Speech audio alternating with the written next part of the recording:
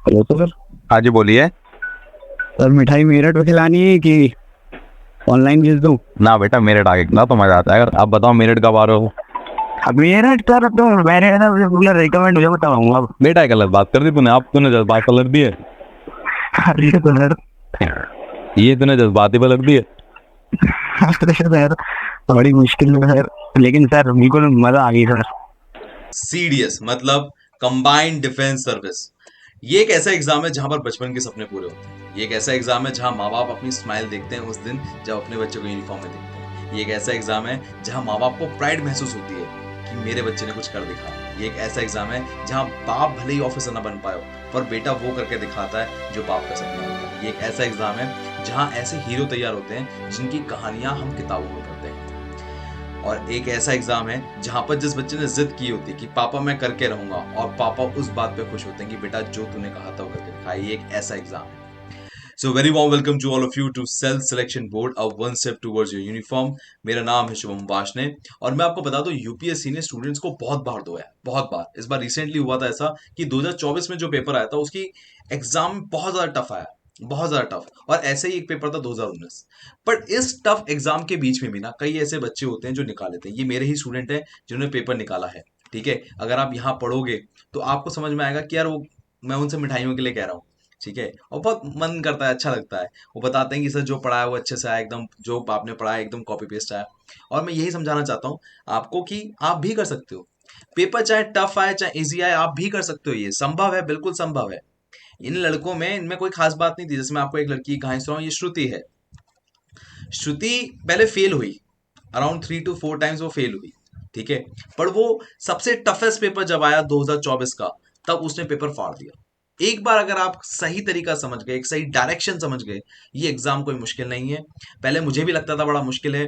मेरा एनडीए चौथी बार में निकला था, पर सीडीएस पहली बार में निकला था। एक बार आप खेल समझ गए तो आप निकाल लेंगे। और मैं आपको एकदम डिटेल में समझाऊंगा जो किसी और कोचिंग में नहीं मिलता है या कोई और यूट्यूब चैनल नहीं बता पाएगा। सबसे पहले मैं आपका थैंक यू करना चाहूंगा। हर साल मैं ये वीडियो निकालता हूँ और हर साल मुझे लाखों में व्यूज मिलते हैं, और मैं बहुत बहुत शुक्रिया हूँ। बट मैं माफी चाहता हूँ, मैं इस बार बहुत ज्यादा लेट वीडियो लेकर आ रहा हूँ। और इसके दो कारण हैं। पहली बात तो ये कि एग्जाम का पैटर्न पूरी तरह से बदल चुका था, और एग्जाम का पैटर्न बहुत ज्यादा हाई हो गया था। तो मैं देख रहा था कि यार मैं क्या क्या निकालूं और कैसे कैसे निकालूं।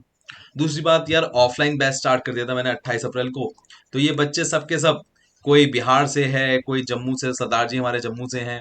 ठीक है, आशुतोष हमारे बिहार से हैं, ये हमारे उड़ीसा से हैं, ये हमारे महाराष्ट्र से हैं। ठीक है, तो लोग दूर दूर से आए थे।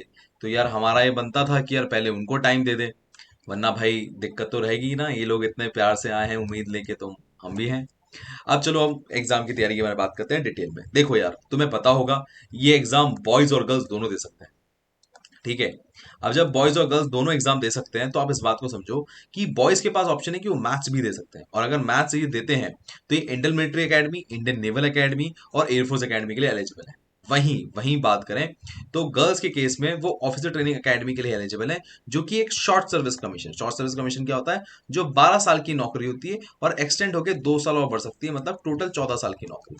ठीक है, वहीं इंडियन मिलिट्री एकेडमी करीबन 30 साल की नौकरी होती है। ठीक है, बॉयज के पास एक ऑप्शन है कि अगर वो मैथ्स छोड़ना चाहे, अगर वो मैथ्स छोड़ना चाहे तो वो ऑफिसर ट्रेनिंग एकेडमी ज्वाइन कर सकते हैं। पर गर्ल्स के पास ये उल्टा ऑप्शन नहीं है कि वो अगर मैथ्स में अच्छी हैं तो वो इंडियन मिलिट्री एकेडमी कर सकती हैं। उनके पास सिर्फ ऑफिसर ट्रेनिंग एकेडमी का ही ऑप्शन है। क्लियर है? अब जरा आप इस एग्जाम की ना कट ऑफ समझ लीजिए। कट ऑफ का क्या सीन है, देखिए आईएमए में जो कट ऑफ जा रही है आपकी, वो आपकी जा रही है यहाँ पर अराउंड 135 से लेके 139। देख रहे हो यहाँ पर, ये 139 one of the most toughest cut off में से, बट जनरली अगर आप देखोगे तो इस एग्जाम में जाती है 135। ठीक है, आईएनए इंडियन नेवल एकेडमी की जो कट ऑफ है 134, और एएफए की है 152, एंड ओटीए की है वो है 107। ठीक है, ये कट ऑफ है, ये करीबन साल 2020 की कट ऑफ है। और आप जनरली इसी ट्रेंड पे देखोगे 5 से लेके 7 नंबर का ऊपर नीचे होता है। ठीक, आई थिंक ये बात आपको समझ में आ गई होगी। बट यहाँ पर एक खेल है, खेल है यहाँ पर। देखो यार, सीन ये है कि एग्जाम में ना एक बड़ी ही रोचक बात है जो आपके दिमाग में बैठ जानी चाहिए। जो बॉयज हैं, क्या कह रहा हूं, जो बॉयज है, ध्यान सुनिएगा, बॉयज भी सुनिएगा, गर्ल्स भी ध्यान से सुनिएगा। जो बॉयज हैं उनको ना एडवांटेज है, उनका मैथ्स का एक क्वेश्चन 1 नंबर का है, एक क्वेश्चन 1 नंबर का है। वहीं जो गर्ल्स अपने जो दो पेपर देती हैं, जीएस और इंग्लिश, मैंने आपको थोड़ी देर पहले बताया था ना कि देखिए यहाँ पर गर्ल्स के पास 2 ही पेपर है, जीएस और इंग्लिश। हाँ, तो इनके पास एक क्वेश्चन जो है 0.83 का है। क्लियर है। अब कहीं ना कहीं बॉयज को इस बात का फायदा मिलता है कि उनका एक क्वेश्चन 1 नंबर का है और गर्ल्स का जो एक क्वेश्चन है 0.83 का है। तो भैया जो लड़का मेहनत कर रहा है उसको 0.17 का ज्यादा एडवांटेज मिल रहा है। क्यों ऐसा कह रहा हूं मैं कि एक क्वेश्चन 1 नंबर का यहां पर और गर्ल्स के लिए 0.83 का, तो ये देखो 0.17 का एडवांटेज मिल रहा है उसे। क्लियर है। अब ये एडवांटेज का फायदा कैसे होता है, देखो मान लो एक लड़का है, वो जीएस में 40 नंबर लेकर आया, इंग्लिश में 60 नंबर लेकर आया और मैथ्स में 40 नंबर लाया, इसको कितना स्कोर बन गया 140, एग्जाम निकल गया इसका। भैया आपको याद है मैंने अभी कट ऑफ आपको दिखाई थी 135 से लेकर 139 के बीच में आती है, तो इसका आराम से कट ऑफ निकल गया। पर मान लो कोई ऐसा बच्चा है जो ओटीई की तैयारी कर रहा है और वो 60 नंबर लेकर आया, कितने 60 नंबर, उसका सपना पूरा नहीं होगा। क्यों? क्योंकि उसे इंग्लिश में चाहिए 80 नंबर। 80 नंबर पे ही उसका सपना पूरा हो सकता है। और अगर आप 80 नंबर इंग्लिश में लाने की बात कर रहे हो 100 में से, तो ये सीबीएसई बोर्ड वाले नंबर है। ध्यान सुनो मेरी बात, में क्या कह रहा हूं, ये कौन से नंबर है, सीबीएसई बोर्ड वाले नंबर। और ऐसे नंबर लाने के लिए आपको हर हाल में पूरी जान लगा के मेहनत करनी होगी। प्लस जो नंबर 80 नंबर का ला रहा है, मेरी बात ध्यान सुनना, और वो जान तो पूरी लगा रहा है पर उसको एग्जैक्ट पता है कि पेपर आ कहां से रहा है, उससे एग्जैक्ट पता है पेपर आ कहां से रहा है। और यही बात मैं आपको समझाना चाहूंगा आगे इसी वीडियो के अंदर। तो मेरी बात बहुत ध्यान सुनना, जो जो चीज बता रहा हूं उसे कम से कम आप लिख लो रिटन फॉर्मेट में, और अगर हो सके तो इस पूरी पीडीएफ का प्रिंट आउट निकाल लो। अब पीडीएफ मिलेगी कहां, ये मैं आपको बिल्कुल बता देता हूं क्लियरली। आपको मिलेगी सेल्फ सिलेक्शन बोर्ड के टेलीग्राम पे। सेल्फ सिलेक्शन बोर्ड का टेलीग्राम के लिए सिंपल टेलीग्राम पे जाना और वहां पर लिखना सीडीएस, दोबारा बोल रहा हूं ध्यान सुनिए मेरी बात, सीडीएस सेल्फ सिलेक्शन बोर्ड। खाली सेल्फ सिलेक्शन बोर्ड मत लिखना, वो आपको नहीं मिलेगा। क्यों नहीं मिलेगा? क्योंकि हमारे दो टेलीग्राम है, एक एनडीए का है और एक सीडीएस का है।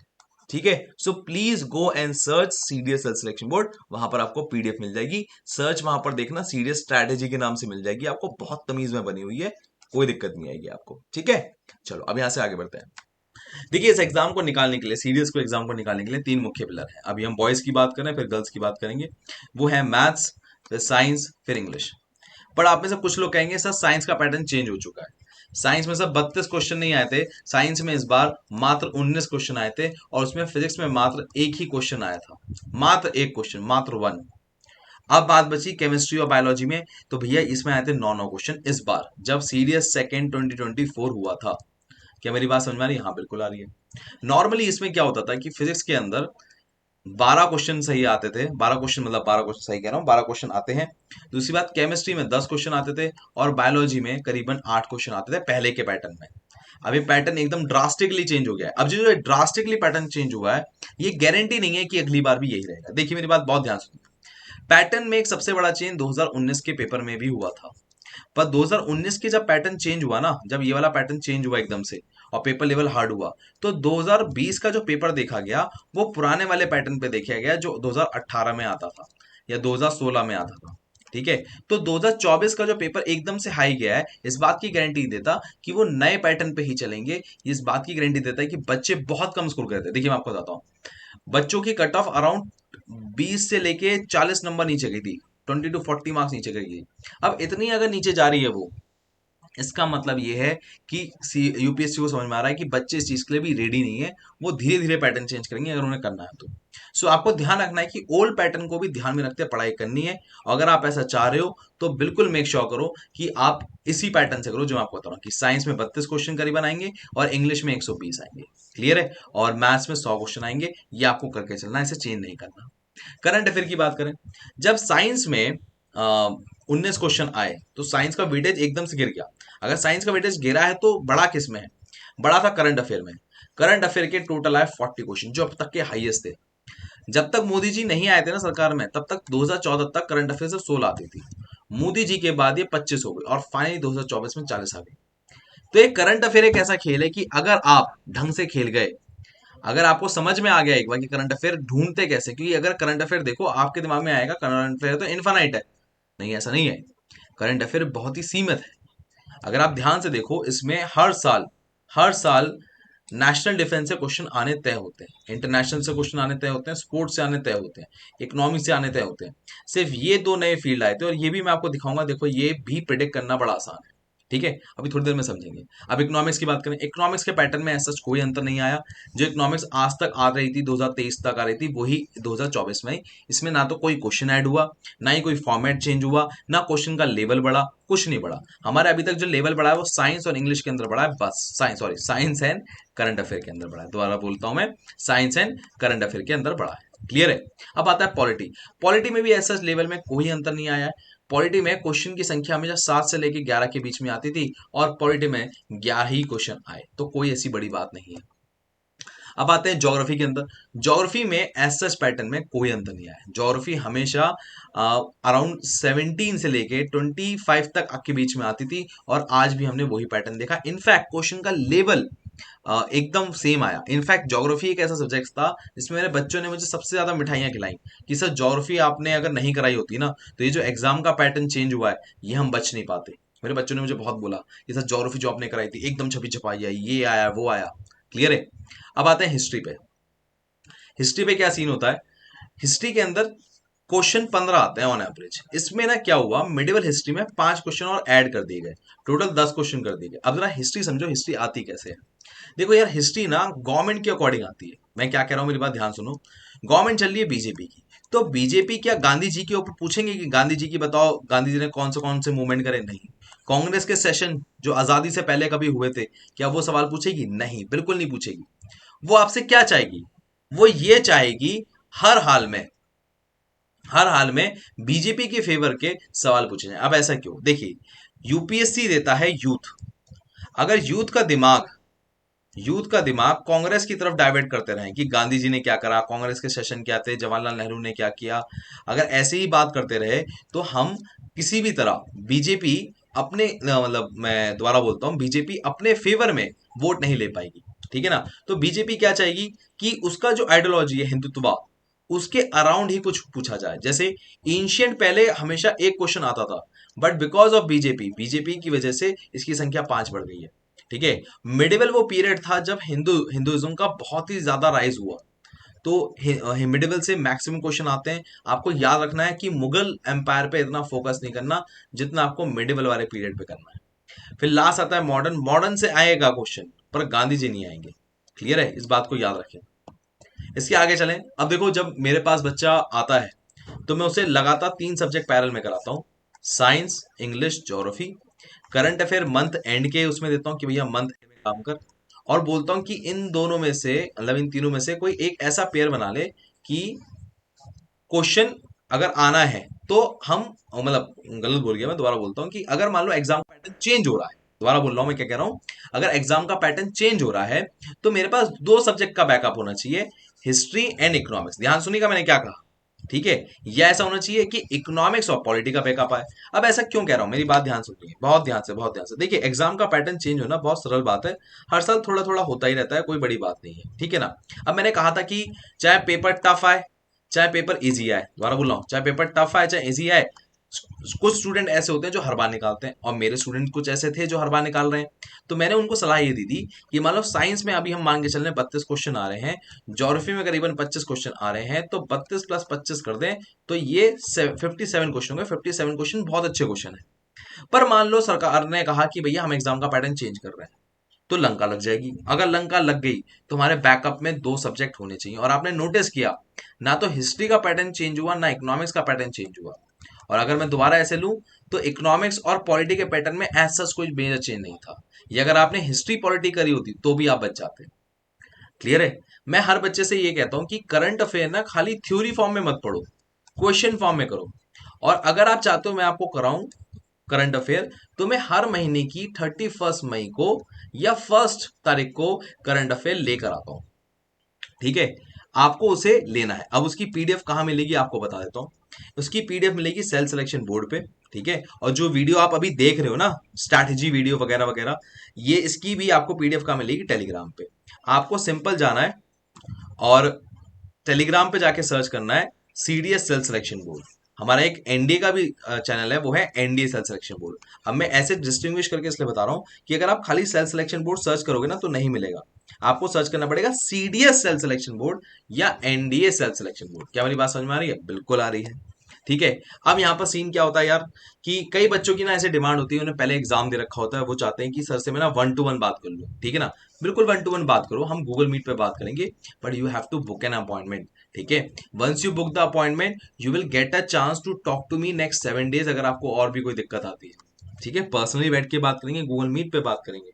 पर याद रखना, अगर मेरे से बात करनी हो, इस नंबर पे कॉल करना। मेरे पास जो मेरे ऑनलाइन के बच्चे, ऑफलाइन के बच्चे होते हैं, उनको भी टाइम देना पड़ता है, तो सैटरडे संडे में उनके डाउट ज्यादा लेता हूं मैं, ठीक है। यहाँ तक की बात हो गई। और अगर आपको लगे कि आप मेरठ के आसपास रहते हो, you are most welcome to visit self selection board, मैं वहां पर मदद करूंगा। अब मैं ये बताना चाह रहा हूँ कि चाहे मैं ऑफलाइन पढ़ाऊँ आपको, चाहे मैं ऑनलाइन पढ़ाऊँ, मैं आपको ये वादा करना चाह रहा हूँ कि इस वीडियो के अंदर मैं आपको हर वो चीज बारीकी से बताऊंगा। मैं बायस नहीं करूंगा कि जब आप मेरे कोर्स में आओगे तब मैं आपको अच्छी चीज दूंगा, नहीं। मैं ये बात की गारंटी ले रहा हूं कि अगर आपका सिलेक्शन इस वीडियो को देखकर होना चाहिए तो वो होगा। और मैं एकदम डिटेल में बता रहा हूं। देखिए, ऐसा था कि बिकॉज ऑफ सीडीएस और उसके पैटर्न चेंज हो रहे थे, तो हमें ना एक लेवल अप करना पड़ा। क्या करना पड़ा? पहले मैं बच्चे से कहता था कि तू 9-10 की साइंस कर ले, सीडीएस के लिए बहुत है। बट अब मैं उसे 11 की साइंस भी कराता हूँ। ये जो आप रेड कलर में चैप्टर देख रहे हैं ना, ये क्लास 11 के चैप्टर्स हैं। क्या मेरी बात समझ में आ रही है? So please make sure of one thing, कि हर हाल में आप ये चैप्टर्स करोगे। ये आपको करने हैं अलग से, अगर आप कर गए तो आपके मजे ही मजे। बात समझ में आ रही है? अब इसके बाद साइंस पे जरा दोबारा आते हैं। साइंस में ध्यान रखो, 32 क्वेश्चन में से सिर्फ मात्र 19 आए थे, और 19 में से भी केमिस्ट्री के 9 क्वेश्चन आए थे। ये आए कहां से थे? ये आए थे इस चैप्टर से। ये इस बार का सबसे बड़ा वेटेज लेके गया था, तो प्लीज मेक श्योर इसको ध्यान जरूर देना, कि अगर एग्जाम में वो चेंज करना चाहें तो अलग। दूसरी बात, उन्होंने करंट अफेयर में एक नई चीज डाली, वो है साइंस एंड टेक्नोलॉजी, जो पहले इतनी वेटेज में नहीं आती थी। लास्ट थिंग मैं आपको एक बताना चाहूंगा कि ये जो चीजें मैंने आपको अभी बताई है ना, ये चीजें मैं यूट्यूब पे भी लेकर आऊंगा, पर मैं ना वो 10 साल के क्वेश्चन पेपर के फॉर्म में लेकर आऊंगा। ऐसा नहीं करूंगा कि पर चैप्टर मैं आपको पढ़ा दूं, ये मेरे लिए फिजिबल भी नहीं है, और मैं आपको करा भी नहीं पाऊंगा। तो बस मैं ये चाहता हूँ कि अभी आप जम के तैयारी करो। जब जुलाई 1 आएगी, जुलाई 1, तो मैं आपको प्रॉपर वीडियो बना के दूंगा, ये इसको प्रैक्टिस करना, और बहुत सारे क्वेश्चन आपको फंसते हुए देखेंगे। क्लियर है? इसके अलावा ज्योग्राफी में देखो क्या करना है, आपको क्लास 11 की पार्ट 1 और पार्ट 2 देखनी है, और उसमें ये टॉपिक छांट लेना, ये टॉपिक छांट लेना, और ये आपको टॉपिक देखेंगे। जो बच्चे ऑनलाइन में ऑलरेडी एनरोल्ड हैं इन बैचेस में, चाहे वो शेषा हो, चाहे वो कीर्ति हो, चाहे वो तेजस हो, तो उनको तो पता ही है कि ये टॉपिक मैंने अलग से करा रखे हैं, वो एग्जाम में दिखेंगे। पर जो बच्चे खुद से तैयारी करें, मेरी हम्बल रिक्वेस्ट है कि ये टॉपिक आप ढूंढ के मार्क करके आप प्लीज इसे पढ़ें। क्लियर है? अब आता है ज्योग्राफी के बारे में।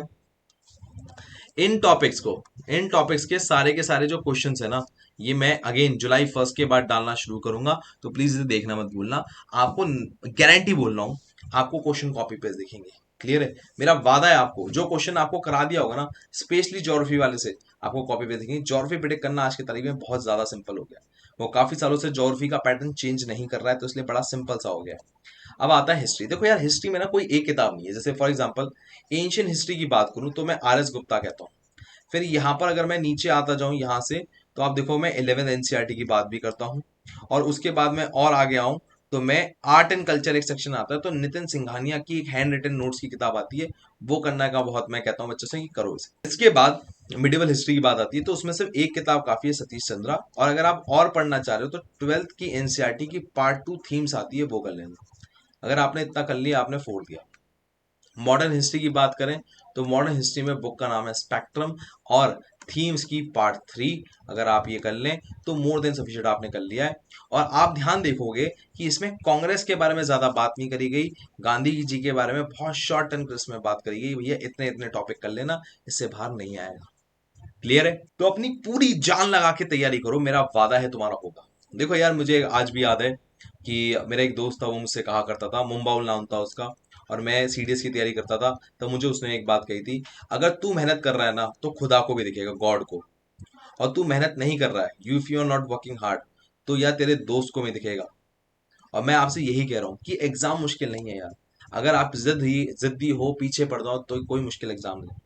दूसरी बात, मैं एक और बात बोल रहा था, जैसे बाकी सब्जेक्ट्स में मैंने पढ़ाया था, ऐसे हिस्ट्री में भी 10 साल के पेपर्स कराए जाएंगे, प्लीज उसे करना जरूर, आपको एग्जाम में क्वेश्चन दिखेगा। अब आते हैं इकोनॉमिक्स में। देखो इकोनॉमिक्स में ना मैंने बहुत बारीकी से टॉपिक बनाए हैं और बहुत डिटेलिंग करी है। इकोनॉमिक्स में आती है मात्र मैक्रो इकोनॉमिक्स। माइक्रो इकोनॉमिक्स की संख्या ना के बराबर होती है, हो सकता है कई बार आए भी ना। माइक्रो इकोनॉमिक्स में खास बात क्या होती है कि आप बात कर रहे होते हैं जो घरेलू इकोनॉमिक्स होती है, घर चलाने के लिए, कंपनी चलाने के लिए जो इकोनॉमिक्स लगती है उसे माइक्रो कहते हैं। देश चलाने की इकोनॉमिक्स को हम मैक्रो इकोनॉमिक्स कहते हैं। ये आपको करना है, जो जो एक एक बात मैंने आपको दी है ना, वो आपको करनी है। अगर आप ऐसे कर गए तो मेरा आपसे वादा है आप एग्जाम फाड़ के आओगे। इतना मुश्किल एग्जाम नहीं है ये, बहुत ही सरल एग्जाम है और ये आप कर पाओगे, ठीक है ना। इकोनॉमिक्स के बारे में एक बात कहूंगा, ज्योग्राफी की तरह अगर तुम ये इकोनॉमिक्स की वीडियो कर गए जो मैं जुलाई 1 के बाद लेकर आऊंगा, you will see bad S copy paste question, bad S copy paste question. क्योंकि इकोनॉमिक्स का पैटर्न बहुत सालों से चेंज नहीं हुआ है, तो प्रेडिक्ट करना बड़ा आसान है, बहुत सालों से चेंज नहीं हुआ है। ठीक है, अब देखो करंट अफेयर की बात करते हैं। आपको याद होगा डिफेंस से 14 क्वेश्चन आए थे, पर ये हर बार आएंगे इस बात की गारंटी नहीं है। याद रखो पूरे करंट अफेयर में ये सारे टॉपिक्स हैं 18, ये 18 के 18 टॉपिक करने पड़ेंगे। मैं जब करंट अफेयर बनाता हूँ ना तो मैं दो सोर्स का इस्तेमाल करता हूँ। एक होता है सीएसआर, सीएसआर क्या होता है, कॉम्पिटिशन सक्सेस रिव्यू, जो आईएएस के लिए किताब आती है, और दूसरी है पीडी, और पीडी का मतलब है प्रतियोगिता दर्पण। क्लियर है? हाँ जी। अगर आप इसे कर गए दोनों को तो आप एग्जाम फाड़ दोगे, आपका निकल जाएगा। क्लियर है? आपको ये सारे टॉपिक करने हैं, और याद रखो मैं करंट अफेयर कब लेकर आता हूँ, 31st ऑफ एवरी मंथ और 1st ऑफ एवरी मंथ, इन दोनों दिन में से एक दिन लेकर आता हूँ। प्लीज मेक श्योर पूरी जान लगा के कर देना, कॉपी पेस्ट आएगा। अब मैं आता हूँ इंग्लिश के अंदर। इंग्लिश में क्या सीन है यार, देखो यार इंग्लिश का पहले ना पैटर्न समझो। इंग्लिश का पैटर्न क्या कहता है? इंग्लिश का पैटर्न ये कहता है, उन्होंने साफ साफ सिलेबस में लिखा है कि हम एक ऐसे कैंडिडेट को ढूंढ रहे हैं जो अंडरस्टैंड कर सके इंग्लिश की बेसिक बेसिक इंग्लिश को समझ सके, एंड शब्दों के इस्तेमाल को समझ सके, शब्दों का इस्तेमाल कैसे करना है। अब ऐसे इंग्लिश का सिलेबस तो ऐसा कुछ लिखा ही नहीं, नाउन प्रोनाउन एडजेक्टिव एडवर्ब, तो भाई एग्जाम में आएंगे नहीं? बिल्कुल आएंगे, क्यों नहीं आएंगे। पर देखो हमने क्या किया है, और इस साल भी जो रिजल्ट आने का कारण था वो ये था, मैं आपको बताऊं कि यार हम हर बार रिजल्ट कैसे ला पा रहे हैं। हो रहा है ना कि भाई रिजल्ट आ रहा है, क्योंकि जब बच्चा मेरे पास आ रहा था ना, तो ये जो लाइन है ऐसा नहीं है कि अभी लिख दी, पिछले 2 साल से 1 साल से लिख दी। जब मैं खुद भी तैयारी कर रहा था 2013 में, 2014 में, तो उस टाइम मेरे को मेरे टीचर ने बताई थी, मेरे गुरु ने बताई थी, मेरे भैया ने बताई थी कि शुभम देखो उसने क्या लिखा है, हमें वो ऐसा बंदा चाहिए जिसे इंग्लिश की अंडरस्टैंडिंग और शब्दों के इस्तेमाल को जानता हो। क्लियर है? नाउ हम क्या करते हैं, जो हमारा ऑफलाइन ऑनलाइन इंस्टीट्यूट है उसमें क्या करते हैं मैं आपको बताता हूँ, और ये आप खुद भी कर सकते हो। हम क्या कहते हैं, हम कहते हैं बुक रीडिंग कंपटीशन हम रखेंगे। बुक रीडिंग कंपटीशन में 2 क्राइटेरिया होंगे, कौन बच्चा एक हफ्ते के अंदर, 7 डेज के अंदर ज्यादा पेजेस पढ़ता है और उसकी बेहतरीन समराइजेशन करके दिखाता है, तो हम उसे पैसे देते हैं, मनी एज अ रिवॉर्ड देते हैं कि यार उसने करा। पर हम उसे पढ़वाते कौन सी किताबें, हम पढ़वाते हैं फौज की किताबें। फौज की किताबें क्यों पढ़वाते हैं? देखिए फौज की जब आप किताबें पढ़ोगे ना तो आपका मोरल हाई रहेगा, वरना आप कई बार इस जर्नी में अपना मोरल डाउन कर दोगे। तो मैं ये चाहूंगा आप में से जो अब ऑनलाइन में या ऑफलाइन में आना चाह रहे हो, प्लीज मेक श्योर इसी पैटर्न को फॉलो लेके चलना। मेरा वादा है कि एक बार तुम कोई भी 3 किताबें खत्म कर गए, कोई भी 3 किताबें, तुम्हारा कोई बंदा ऐसा होगा नहीं जो पेज को मतलब रोक दे। इंग्लिश होना सबसे आसान काम होगा।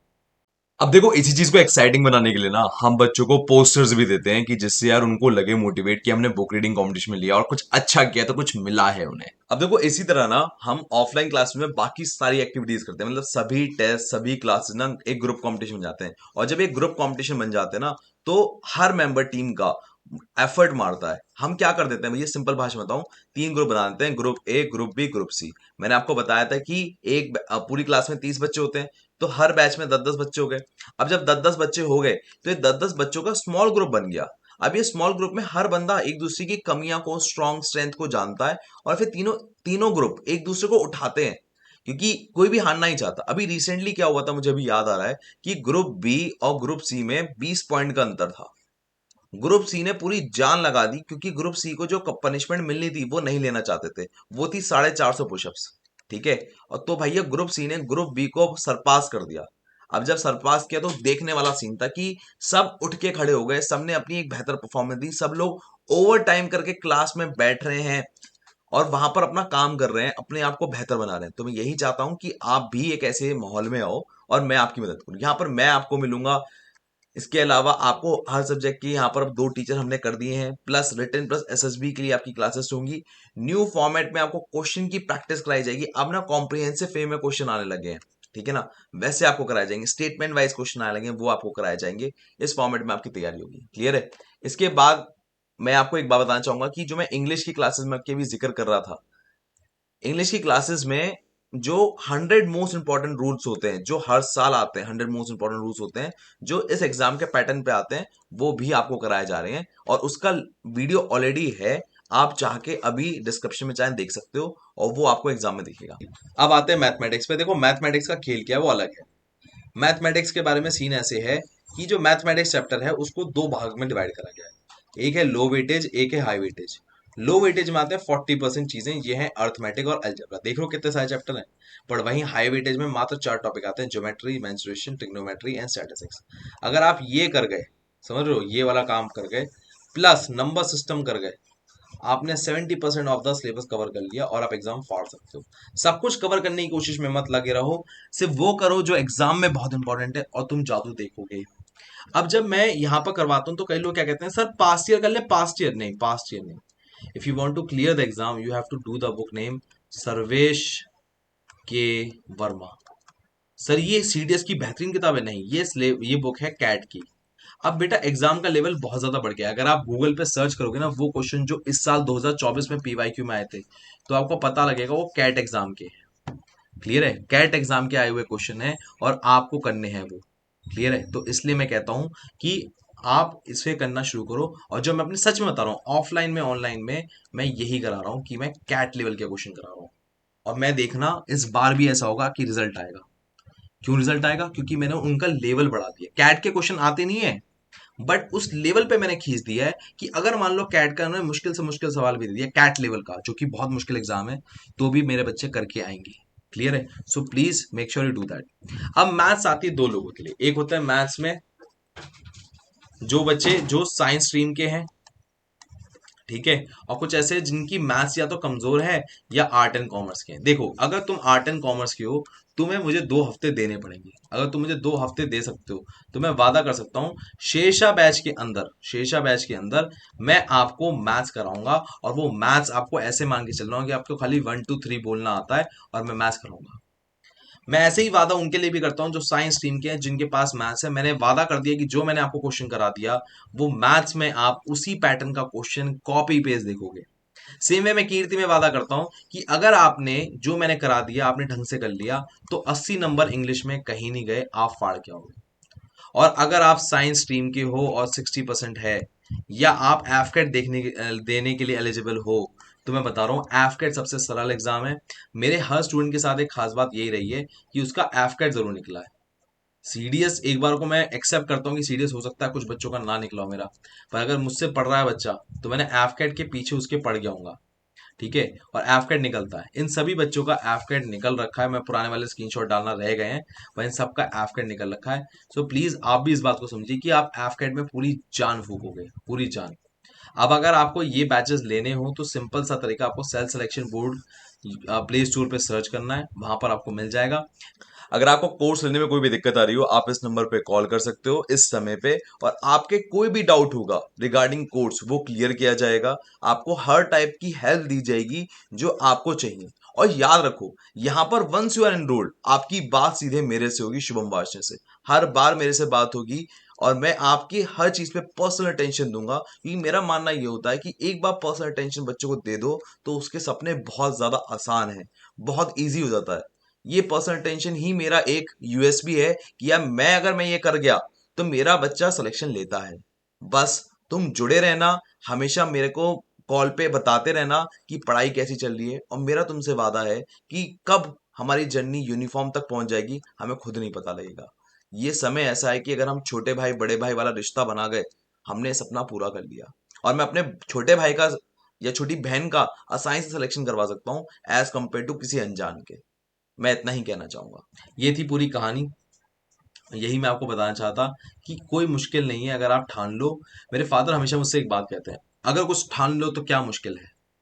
मेरे पापा कहते हैं कि तुम्हारी जिद तुमसे बड़ी है ना, तुम कर लोगे। मेरे फादर ने एक और बात तो मुझे कही थी, ये दो बातें हैं और फिर जोर देने के लिए कही कि मान ले मैं तेरा बाप होके तेरा सिर पानी में डुबा दूं और तेरी सांसें रोकने की कोशिश करूं, क्या तू ये नहीं भूल जाएगा कि तेरा बाप है और तू अपने आप को बचाने की कोशिश करेगा और पूरी जान लगाएगा जिससे तू एक ऑक्सीजन ले ले? मैंने कहा हाँ बिल्कुल लूंगा, बिल्कुल जान लगाऊंगा, पूरी कोशिश कर दूंगा।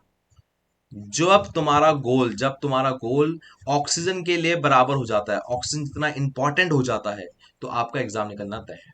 पर अगर एग्जाम निकल जाए तो भैया मिठाई जरूर खिला देना। इस बच्चे की तरह मत करना, सब मिठाई मैं खिलाऊंगी बट एसएसबी करवा दो उसके बाद, ये मत करना।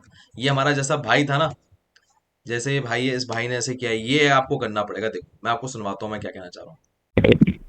हेलो। हाँ जी। हेलो तो सर। हाँ जी बोलिए।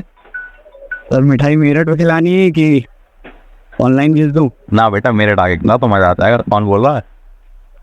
अरे सर क्षितिज बोल रहा हूँ। क्या हाल बेटा सदस्य? सर आइए मैं। क्या बात है, क्या बात है मेजान? हाँ सर टाइम थे सर। क्या बात है मेजान? अब बताओ मेरठ कब आ रहे हो? अब मेरठ सर तो मैंने ना मुझे रिकमेंड मुझे बताऊंगा अब। बेटा एक गलत बात कर दी तूने, अब तूने जज्बात पलट दिए। अरे सर ये तूने जज्बाती पलट दिए। सर बड़ी मुश्किल में सर, लेकिन सर बिल्कुल मजा आ गई सर। क्या बात है भाई, तो मतलब ठीक है ना, तो ये एक छोटी सी क्लिप थी, सबूत था कि तुम भी कर सकते हो यार। सिंपल, आप टेलीग्राम को ज्वाइन करो। एक तो दो तीन आपको काम करने हैं, टेलीग्राम को ज्वाइन करो। अगर इस पूरी वीडियो की आपको पीडीएफ चाहिए तो नंबर 1। नंबर 2, आपको याद रखना है कि हर संडे एक काम और करता हूं मैं, गूगल मीट पे मिलता हूं, जिसके लिए आपको टेलीग्राम को ज्वाइन करना पड़ेगा। ठीक है, और 1-to-1 सेशन तुम्हें लेना हो तो मैं तुम्हें अपना नंबर हर वीडियो के इस बॉटम में दे रखा था, इस पे कॉल कर लेना। ठीक है, ऑफलाइन बैचेस में स्टार्ट कर रहा हूं, अगर तुम्हारा मन है you are most welcome. I promise you, मेरे बैच में सिर्फ 30 बच्चे रहेंगे। कितने? 30 बच्चे, और उन 30 बच्चों के साथ रिजल्ट निकाल के दिखाऊंगा। और तुम्हें ये वादा भी कर रहा हूं, तुम्हारा दिल खुश हो जाएगा कि यार इतना पर्सनल अटेंशन कौन देता है यार। So if you have that grit, then I will do everything to make sure कि आपका सपना यूनिफॉर्म का पूरा हो, और हो सकता है कल होर्डिंग पे मैं आपकी फोटो लगाऊं। मैं लगाना चाहूंगा यार, तुम मेरे जान हो, तुम मेरे स्टार हो, और होगा बिल्कुल ये। ठीक है, सो आप एक बार सेल्फ सिलेक्शन बोर्ड की ऐप पे जाके देखना, यहाँ पर ऑनलाइन बैचेस भी हैं। ठीक है, और बाकी आपको कोई भी दिक्कत आ रही है मुझे कॉल कर लेना, और अगर iOS को चाहिए तो डायरेक्टली इस नंबर पे जाना और iOS लिख देना, आपको iOS मिल जाएगा। बाकी मैं लेता हूँ आपसे विदा। जय हिंद, टेक केयर, बाय।